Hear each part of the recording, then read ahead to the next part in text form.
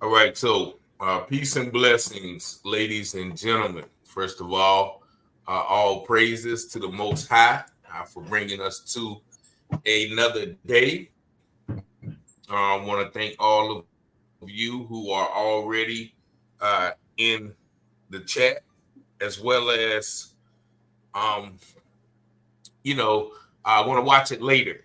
Once again, I am Richard Taylor, and once again, we just thank everybody for liking and sharing these videos. Taylor House Publishing. Please, if it's your first time, please come in and let us know where you're from. But tonight we have a very special guest, a Miss Nancy Lockhart. Now, Nancy Lockhart is a non-attorney legal analyst who works on a lot of cases over the nation. And this case right here is the case of Willie Manning.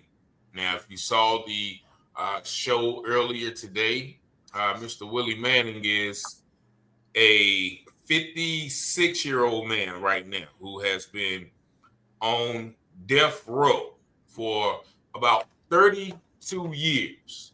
32 years. And he was actually convicted of 2 double homicides. And so far, and that's there you see Mr. Manning on the screen. So far, one of those convictions have been overturned.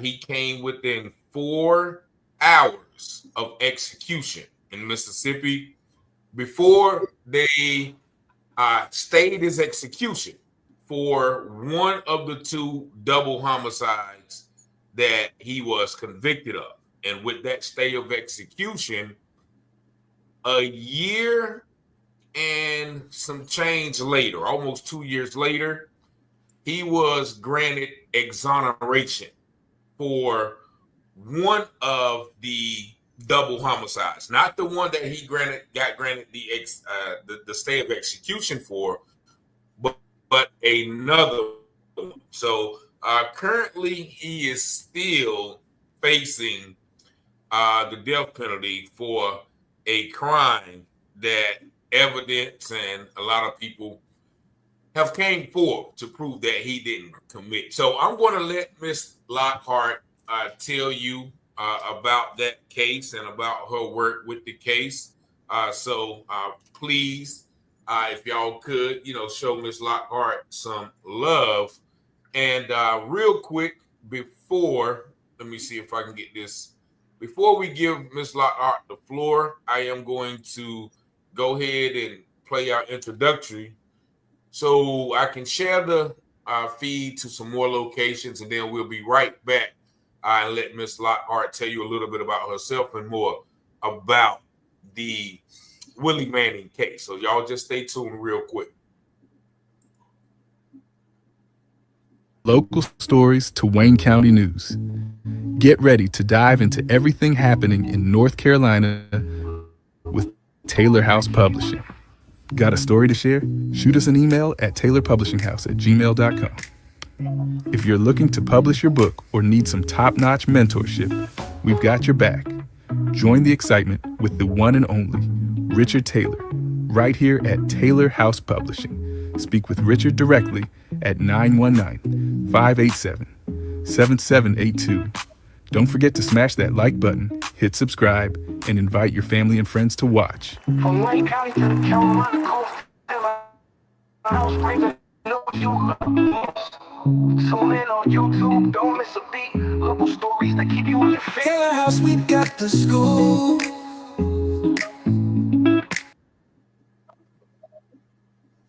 All right, so we are back once again, and I am with Miss Nancy Lockhart. Miss Lockhart, tell the people actually what a non-attorney legal analyst is, and kind of what you do regarding cases like Mr. Manning. Well, basically, I do have a legal background, and I publicize cases. And the objective of publicizing the cases is for public pressure. Public pressure really does work. Now, I work on wrongful conviction cases, but I also work on other issues of grave injustice. Says I have a public health background, and I would actually like to see wrongful convictions as a public health issue as well, because it is. A lot of what we call the social determinants of health are responsible for wrongful convictions, such as poverty, um, our skin color. Black people are caught up more in wrongful convictions than any other race. I forget the statistics right now. But anyway, Okay. so basically, I publicize cases, I write articles, make attempts to get articles published. It's not as easy as it may sound. And use social media more than anything to make people aware of cases and participate in the cases. So today, I'd like to ask everybody to participate. And that means Okay. making calls. I'll give out the numbers. Okay. All right. And so, how did you get involved with the Willie Manning case? I got involved with Willie Manning's case because someone remembered that I devised the strategies for the release of the Scott sisters. Now, if you're familiar with that case, please know that we did not say that Gladys Scott had to donate a kidney for Jamie Scott. The governor came up with that madness. But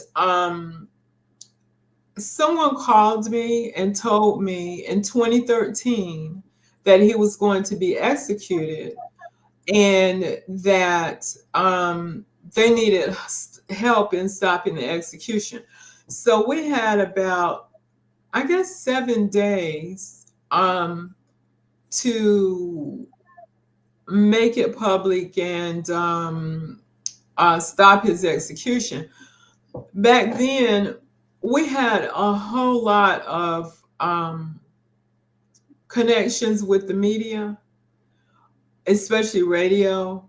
Unfortunately, a lot of those people are no longer on air. Okay. Am I going to? Am I? No, go ahead. Go ahead.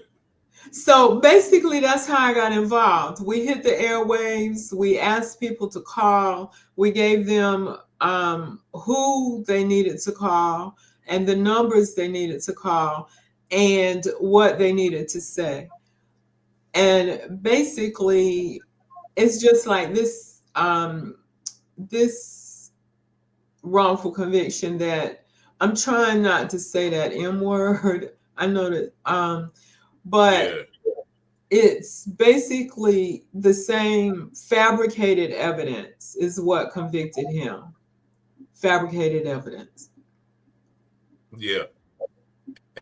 And actually, so I did some research on this, and the DA on both of his cases is a guy named Forrest Allgood. Right. And that's him right there. He is the DA on both of the cases, but he has been found to have been the DA on 6 other wrongful conviction cases. And on the first case, the reason why our brother got exonerated, he was found to have coerced statements, as well as the sheriff was found to have prepared statements for one witness. And so that is what allowed Mr. Manning to be exonerated from the first charge. And so why is it so hard to get him exonerated from the second charge? Well, just like you said earlier in the video you made earlier, I believe it's because the victims in this case were white. There was a witness that actually told them that they had heard this car speeding off, and gave pretty good descriptions and everything, but they were never, to my knowledge, even questioned. Okay. I also believe that it's because Willie had a few other petty criminal charges, but nothing that warrants the injustices that he's going through now. Nothing that warrants, definitely doesn't warrant the death penalty. Um, I don't feel his prior background, um, including some criminal activity, should have warranted this. Okay. And let me say this about Sheriff Dolph Bryant. That's the sheriff's name. I do agree with everything you said about the prosecutor, but the sheriff was the person bringing in the information, the fabricated evidence. Now, there was no DNA link to Willie Manning. There were no witnesses. But then there are all these statements. So there are 1, 2, 3. There are actually 4 affidavits. And you talked about that earlier. However, there is Paula Hathorn's affidavit is actually 5 pages long.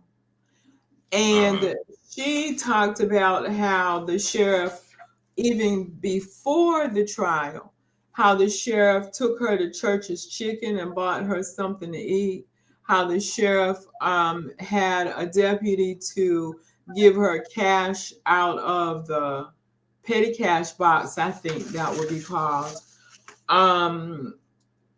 And she said until January 2023, she had never read her trial testimony, but she does admit, that she wasn't telling the truth. That's the ex-girlfriend. 5 pages, affidavit, 5 pages. And Now go ahead. Oh, and all of the people, the other testimony was of an expert witness, and this expert witness testified that the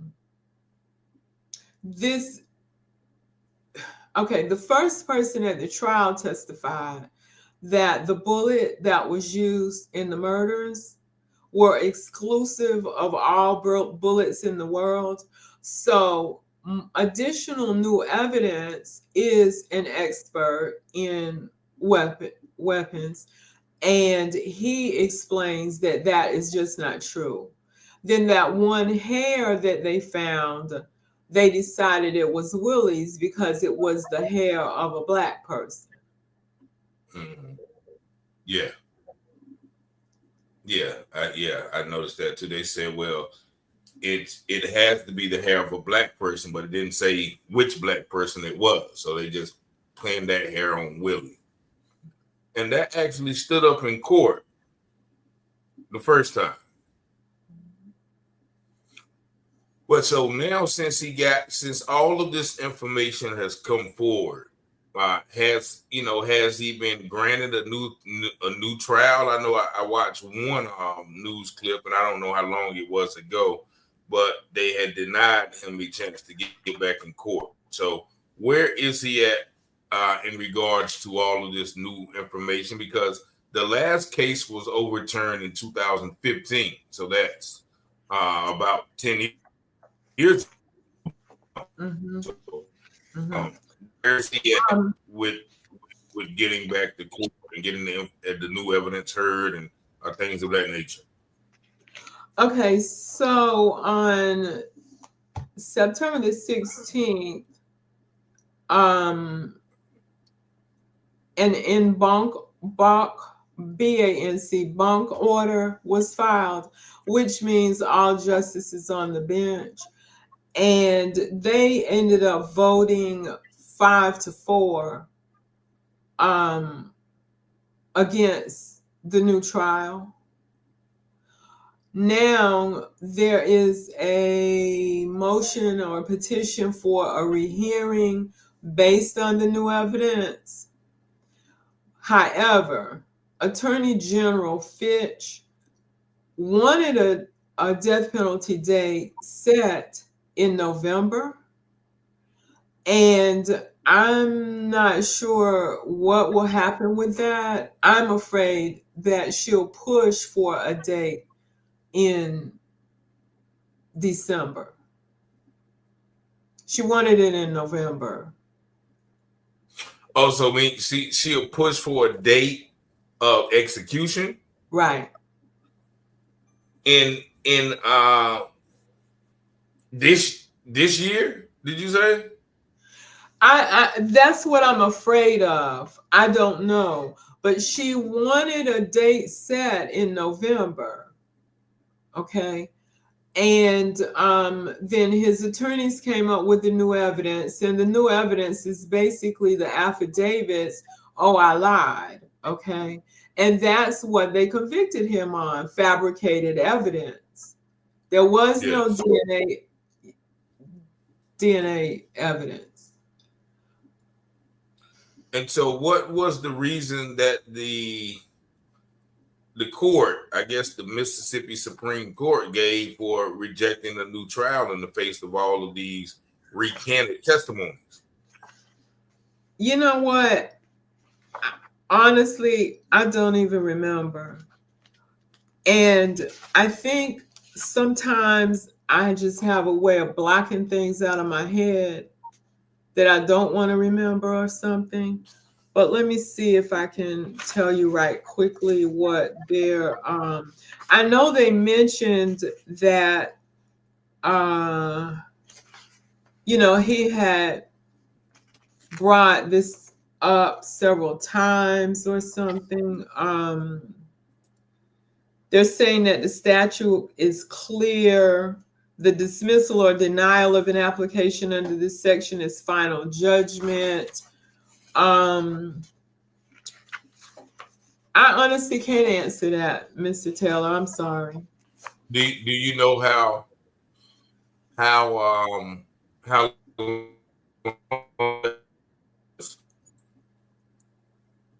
I didn't hear you. I think. Can you hear me now? Yes. Hello? I can hear you. Can you hear I me? said, do you know? Yes. You're freezing up a little bit, though. You are too. Can you hear me now? Yes. Okay. Now your picture's So, do frozen. you know what year or how long? All right, let me see. What about now? Can you hear me now? It's your picture's frozen.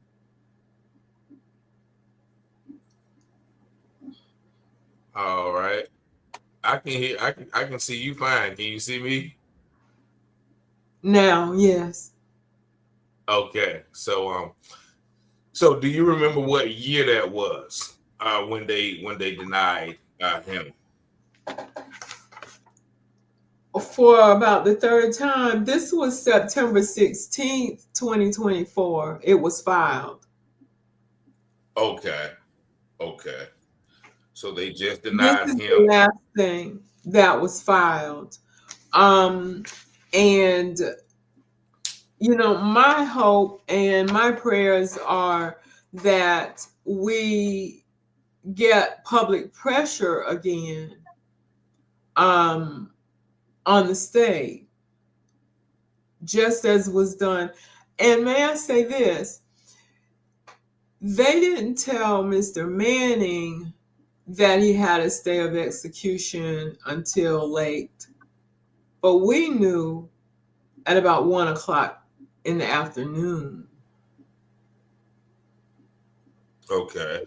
So they kept him wondering, I guess, till it was time to go.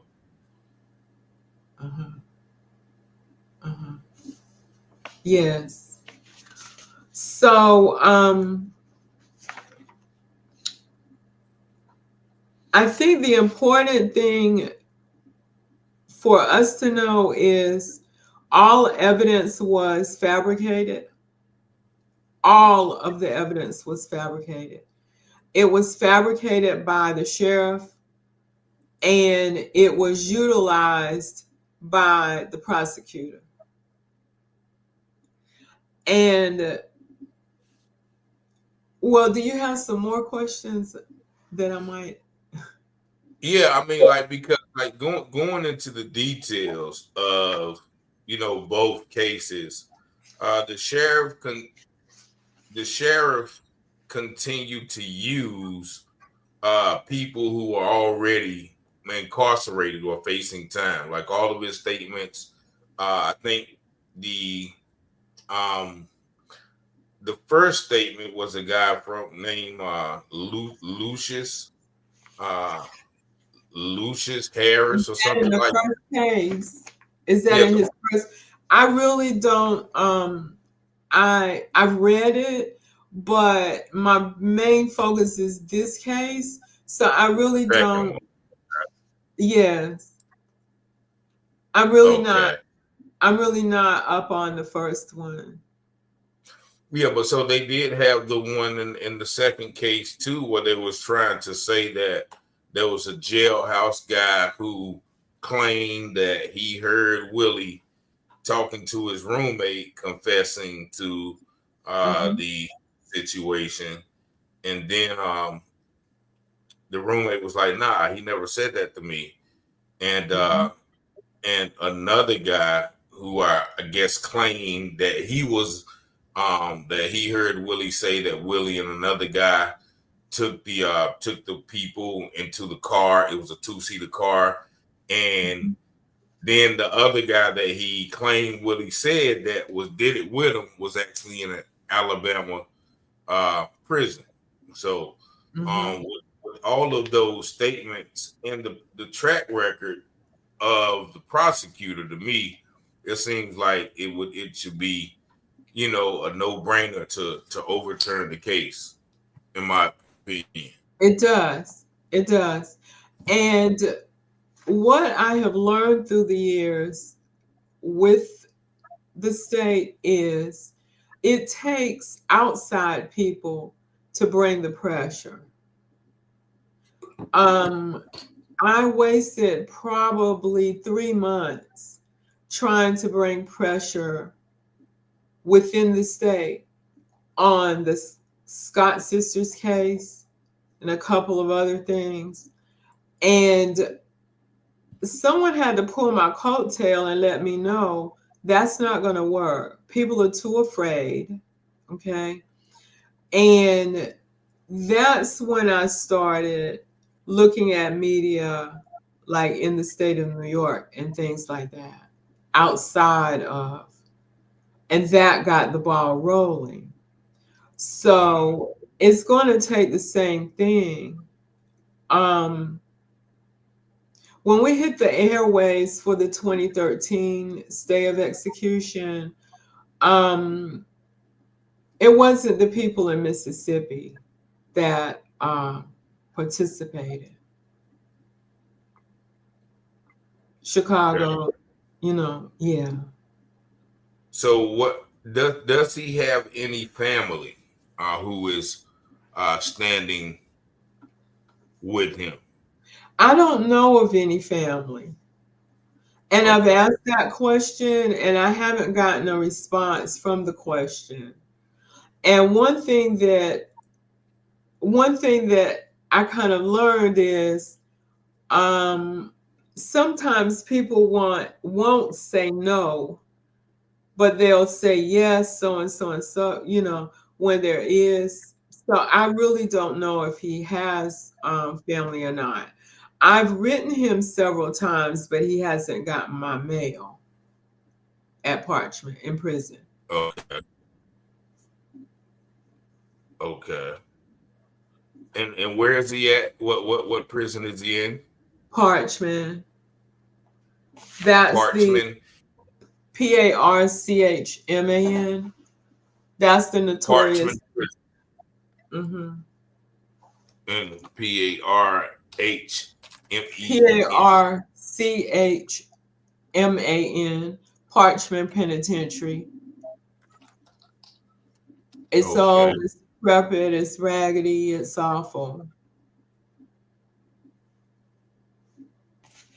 Okay. Unless they've moved them recently, I doubt it.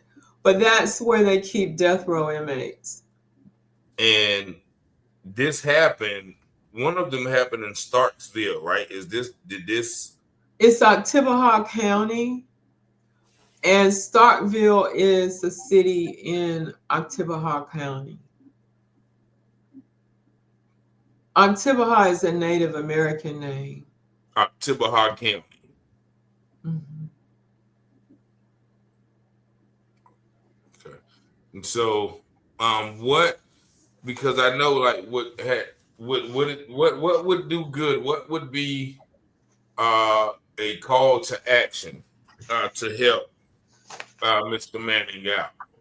Okay, the call to action would be to, if everybody would please get some paper, pencil, or your tablet, whatever. The call to action would be to call, number one, Attorney General Lynn Fitch. It's LYNN, F as in Frank, I as in N, T as in Tom, CH. Attorney General Lynn Fitch.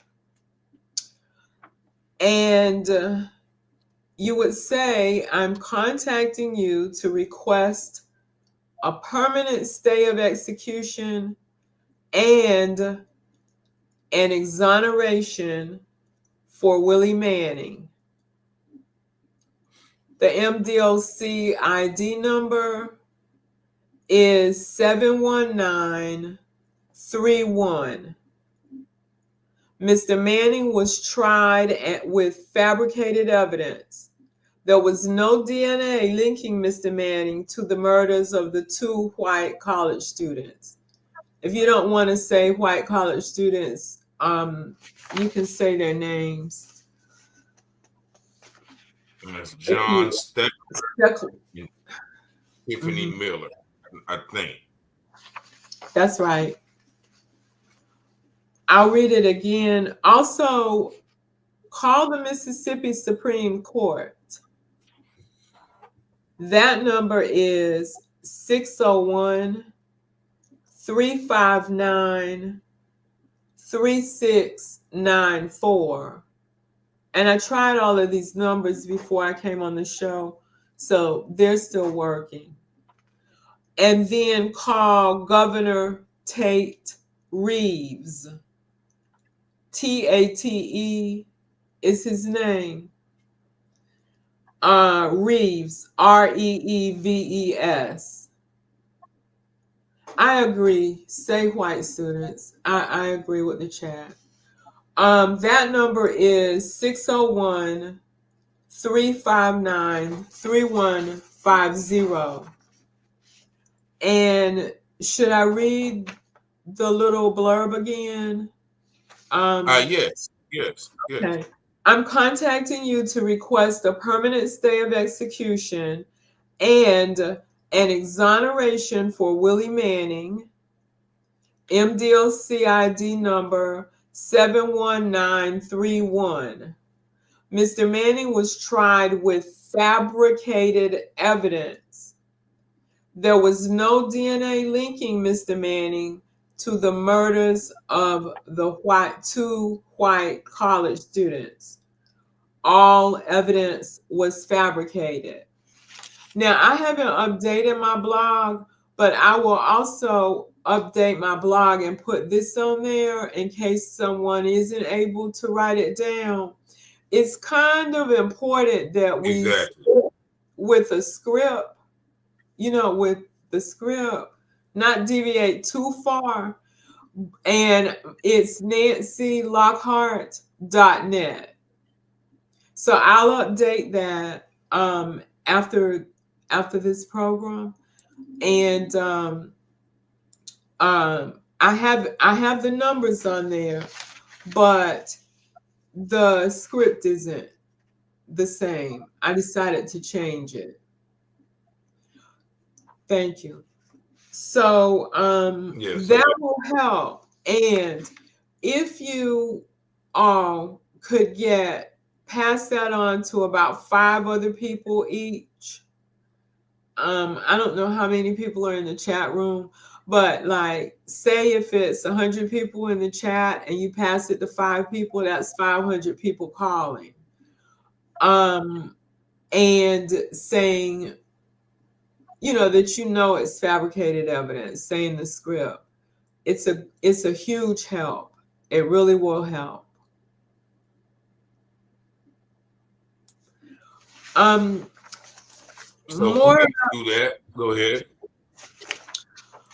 in terms of thinking about Willie Manning's family, I think I do remember hearing about a cousin. I'm not certain if his mom is still alive, but the ex-girlfriend, actually, when she came out of jail and prison, she had been raped in prison and by one of the guards.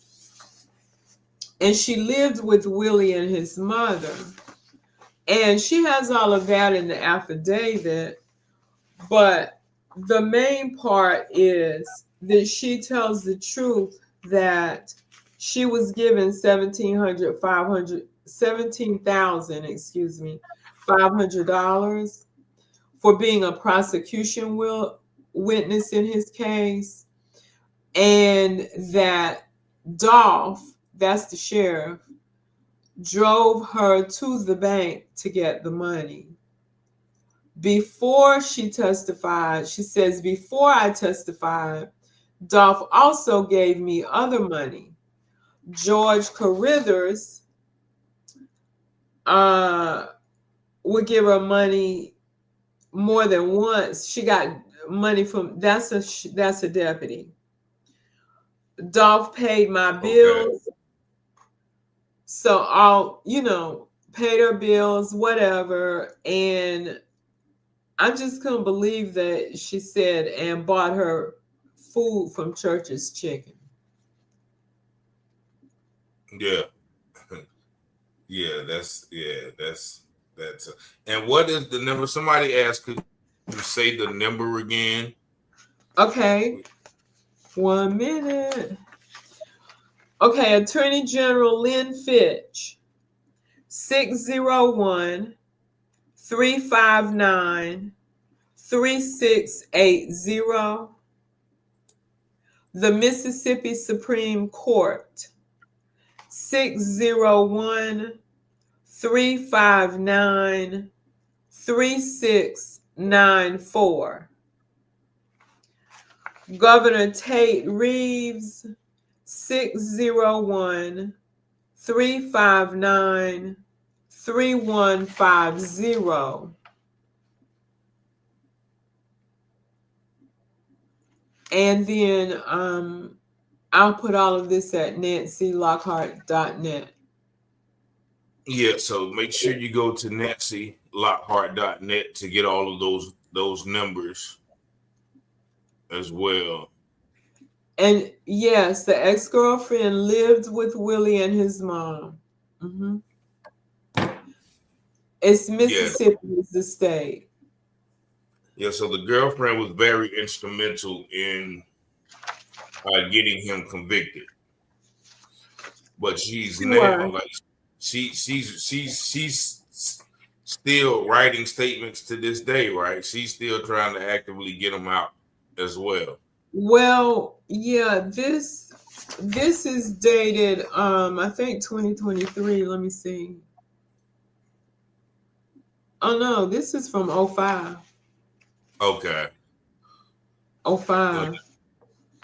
Okay, but the other is 2023 for Henry Richardson. That's the young man that was from Florida who said that he never talked with him about a crime while he was in jail or any, pew pew. Then Earl Jordan is another one. And of course, the expert witness gave an affidavit too. His is rather long. It's about 20 pages, I think. Uh-huh. You're So welcome. Thank you. Stand up. yeah, and said, how old is he now? He will be about 50. Willie's 50. Is he 56 or 7? I think he's 56. He was, I think, 20. Let me make sure. He is he was born in 68, June 12th. So he would be 56 right now. Soon to turn 57. And so Mississippi has a long track record of this kind of behavior. I guess it was a comedy, but I remember the movie Life was based in Mississippi. And then I heard you mention the Scott sisters. Now this may be a whole nother show, but I see that they were given 2 life sentences for a robbery that only got $11. $9, $10, or $11 yes. And they didn't commit the robbery. They orchestrated it, right? It said no, they did not. They didn't. They didn't. Okay. Who says that? Well, it says but it says is that an article? Yeah, it's an article. They denied their involvement. They were implicated as a plea deal by teenagers who pled guilty to the crime. Confessed accomplice Howard Patrick was 14 at the time, has testified he was threatened by authorities that if he did not agree to a plea bargain, he would be sent to a notoriously violent prison where he would be R-worded. And so each of the sisters was sentenced to a double life prison sentence. 3 males received sentences of 8 years and were released after serving 2 years. The attorney who represented the sisters was disbarred 2 years later. Yeah, I got it, but that's just one. I guess I got to read. Who wrote that one? Who wrote that one?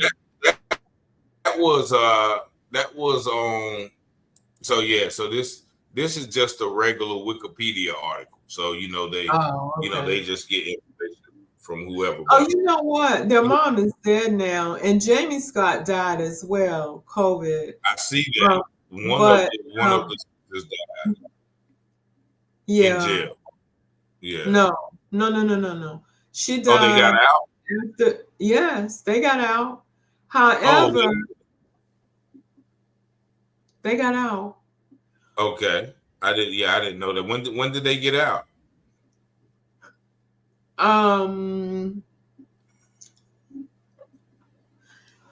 I'll tell you in a second.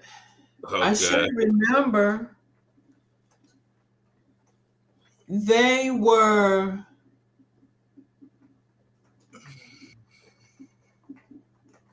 released. They were oh, I didn't know Wikipedia had all of that. I'm going to see if I can change it. Oh, yeah. Because that's not true. I remember that the armed robbery was in 93, but when did they come out? 2011, was it?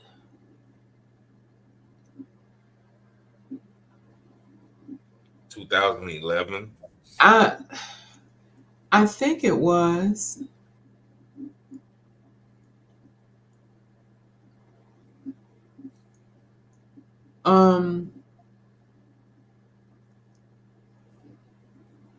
Their mom died in 2013. I don't remember what year Jamie died. But anyway, I don't see it, Yeah. y'all. I'm Okay. sorry I don't have answers to all of the questions. No, this is that was just impromptu, but I know there's a lot of information on all of these cases, but I know that was one that you kept mentioning, and we never talked about it. So I just decided to type it in right here.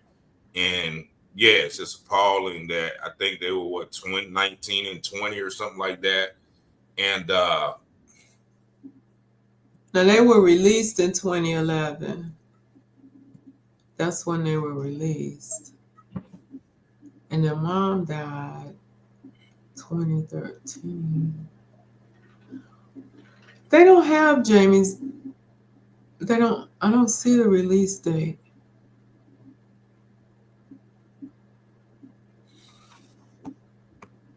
Okay, they were released January 7th, 2011.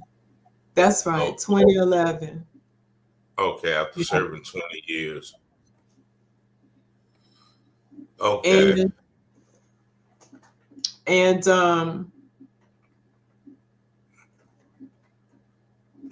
they actually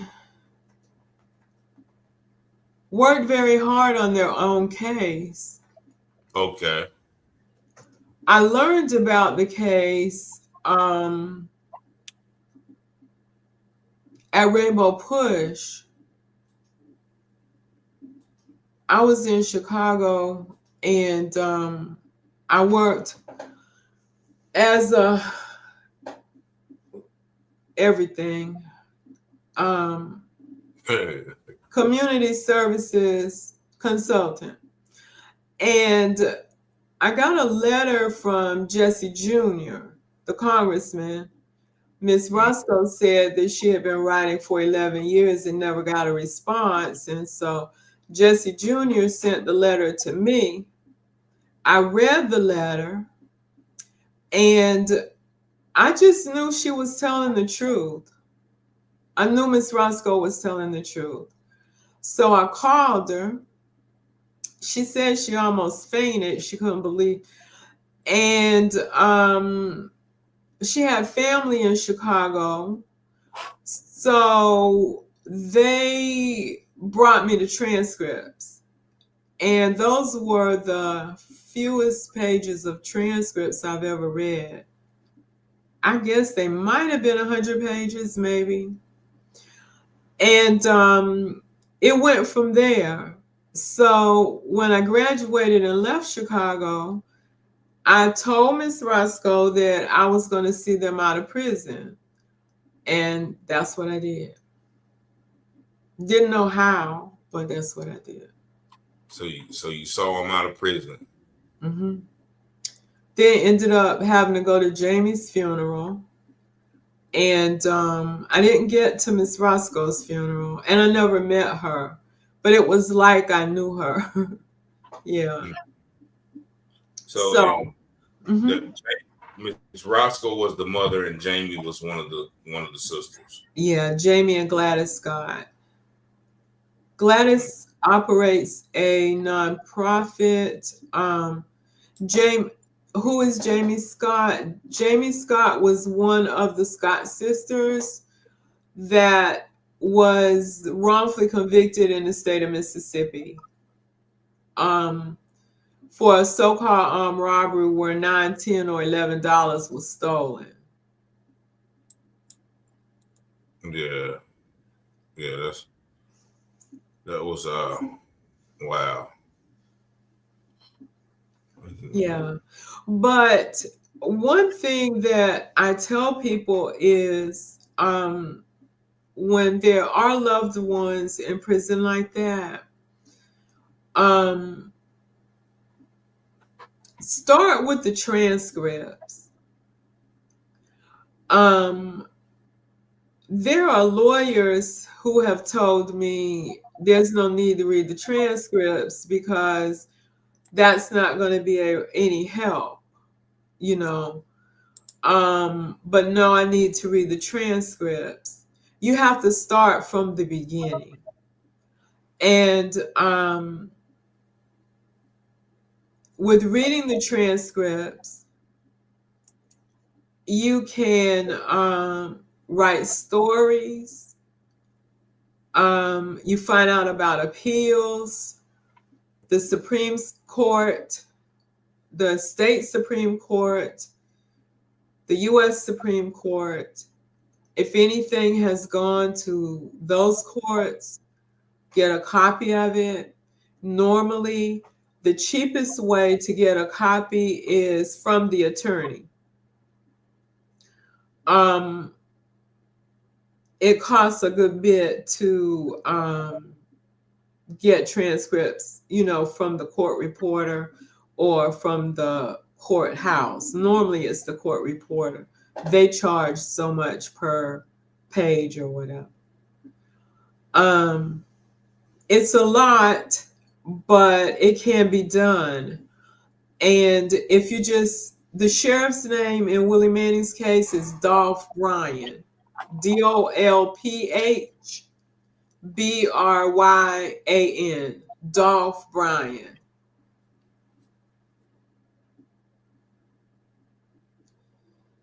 Media's too. That's the truth. The media is very misdirecting.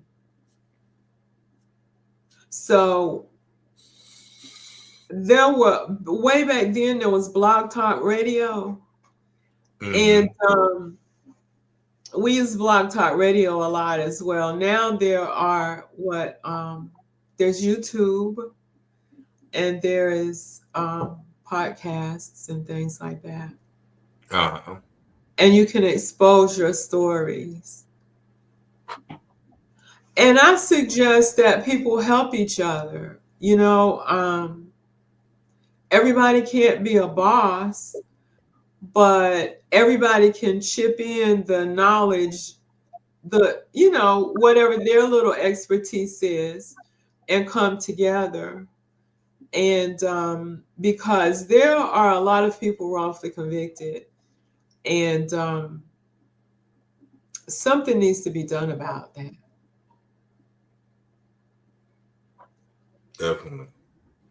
Definitely. I think the best thing, well, I'm not so sure. I was going to, and then another thing, I've had several cases where the families would not follow instructions. For instance, got the Innocence Project to accept a case. Oh, and that's a big breakthrough in Willie's case. The ACLU and the Innocence Project, yes. Okay. And send the transcript, send everything immediately. The lady took 3 months to send everything. 3 months. By then, they had moved on to another case, which I don't know. Yeah. And so when we're able to get agencies like this to assist us, we have to follow directions also. Yeah, I agree.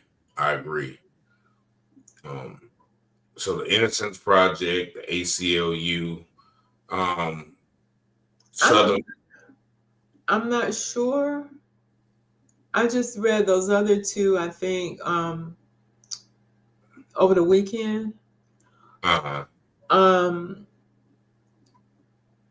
not sure if the NAACP is. The gentleman that was the state director for years is now over the NAACP in DC. What's that called? The national chapter or whatever? So yeah, I don't keep up with them. I don't either.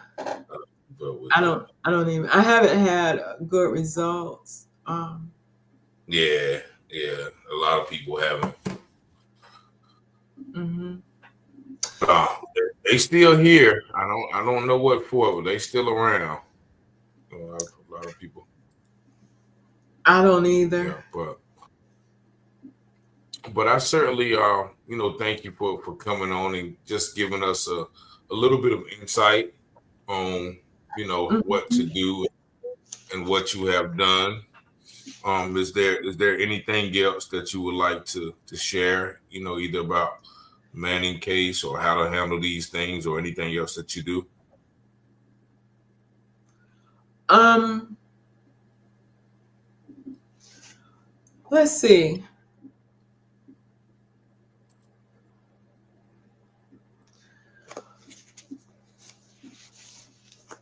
The public pressure is so important. And I'll give you guys an example. There was a gentleman who was very nice to me when I went to college in Atlanta. And I came from the deep backwoods of South Carolina. And he would tell me where to go, where not to go, this thing, another thing. Well, fast forward, I guess it's been 5 years ago now. He was formerly known as H. Rap Brown, but his name is Imam Jamil Alamin. And he is honestly wrongfully convicted. And the state of Georgia is paying the feds to house him. And he was in our most notorious prison, federal prison, which is Supermax in Florence, Colorado. I still call him H. Rap Brown, but when I write him, I address him properly.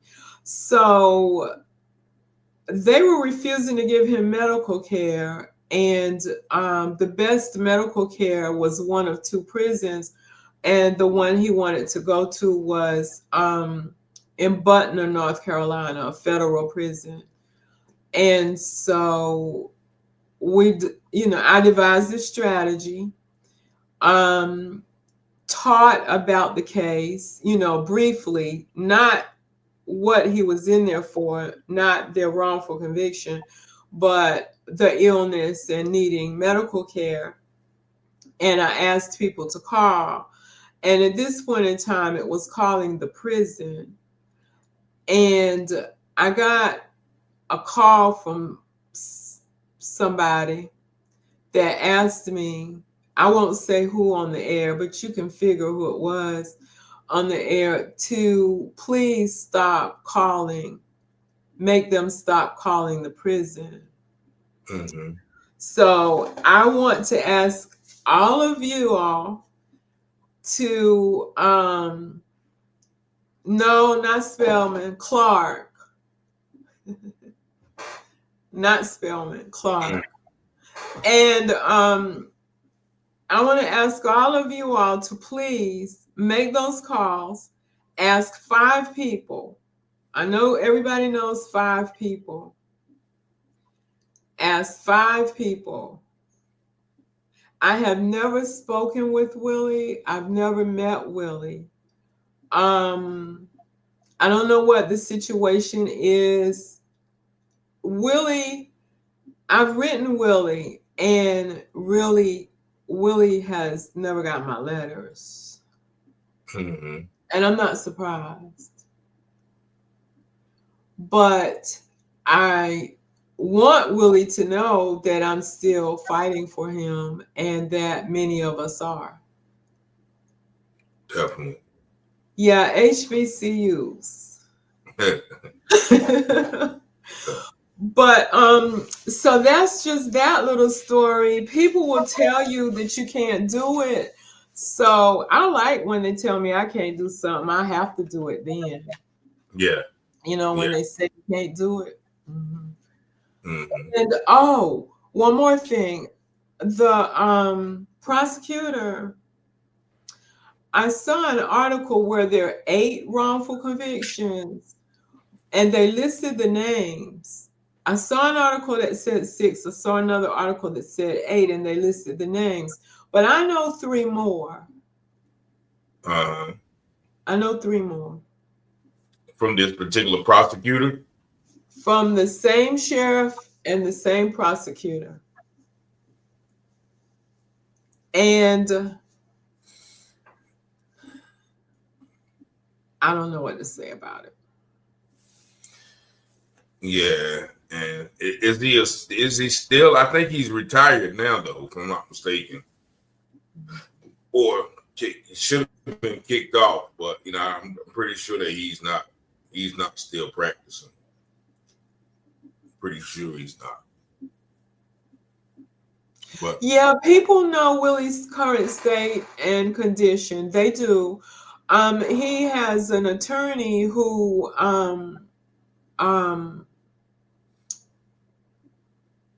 well, I'm not in touch with the attorney now, but he has an attorney that has been with him about 20 years. Unlike the lawyer that the Scott sisters had, when they went to prison, it was 11 years. He quit accepting their telephone calls. And people do not always have the money on the books for those telephone calls. yeah, appreciate you, Tony Scott, for making 10 calls tomorrow. I appreciate y'all, everybody who will take some time out of their schedule to make these calls and bring some outside influence to the case. That's pretty much, I'm pretty sure that's what got him to stay, first of all. So now we got to get him completely out of there. So I think each and every one of y'all who can make that call and put some pressure on Parchman Penitentiary in Mississippi, as well as the Attorney General and the governor. And now, you don't think that Parchman might retaliate? Okay. Oh, no. That's right. You didn't say call the prison, did you? I like to call. These prisons like to retaliate against people. Yeah. So don't call the prison. I mean, call the Attorney General and the governor office. Please, yes. And so I gave my phone number, and could you all, maybe a few people or whatever, could you contact me and let me know how it goes? All right. And now when you call, don't tell them Nancy said to call. Just tell them. Okay. And what is your number? Let me put it back on the screen real quick. Your number, Nancy. I guess you say, what do you know? Hold on. I got to look my number up. It's 914. I'm sorry. 914-984-7990. All right. So that is a Google Voice number, but it comes directly to my cell phone. Because of all the spam calls, I have numbers redirected, like if it's not in the phone, whatever. So that's why that number. And the wrongful conviction at gmail.com. THEWRONGFULCONVICTION at gmail.com. okay. Did I miss anything in the chat room? Yeah, please read that script. And does everybody have it? It'll be on the blog. When we get on. And Mr. Taylor, I would really like to thank you. I enjoy the work that you do. I'm proud of the work that you do. And you're the first YouTube live that I came on. Okay, well, you did an excellent job. I'm honored to put you out there in the I guess you call it the blogosphere, the hemisphere. But I thank you as well. Can we email you on your website? If I think I got the email. Yeah. But you can email the wrongfulconviction@gmail.com. Yeah, THE. The wrongful. Okay. Let me change that. That's another person, wrongful, because sometimes they forward my emails and we do back and forth. Okay, so it's the wrongful. I'm glad you. The wrongful conviction@gmail.com. So if y'all want to get in touch with her,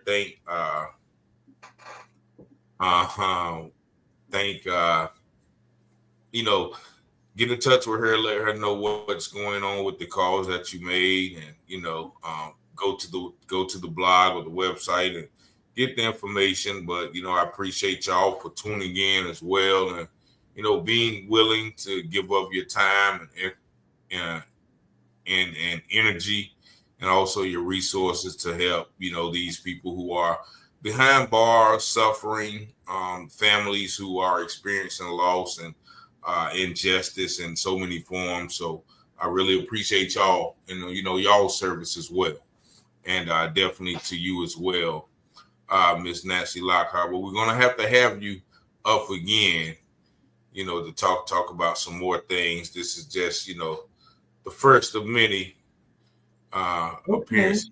I definitely want to dive into some other things with you. That would be great. That would be great. Okay. Yes, everybody's going to jail. It's the truth. Yeah. So thank you, Lucy.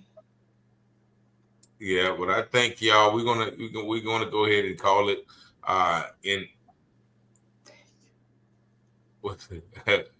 yeah. So yeah, y'all have y'all have her information. So feel free to reach out to her, or if you didn't get her information, y'all know my information. So, but I certainly want to thank Ms. Lockhart, and thank you for your hard work and your services. And is there anything else you want to leave before we go? I believe that's it. I would just like to ask everybody to pray for Willie, because prayers work. Prayers without action doesn't work. So the action will be the cause, and we pray for Willie. Yes. And pray for his lawyers. Yes. Pray for his lawyers. I know they have to be stressed out. Exactly. Yeah. These are some very, very, very tedious and arduous cases, and so I'm pretty sure they are going through the same thing as well. But pray for me too, that I don't snap out on people. I get to the point sometimes. Tell you. I know how it is. I know how it is. But so we thank you, and then we'll definitely keep you, Willie, and the lawyers, and all of y'all in prayers. And once again, we just thank you for coming on, and we will definitely talk to you at a later time. Thanks for having me. Good night, everybody. Good night. Good night, y'all. Y'all have a blessed night.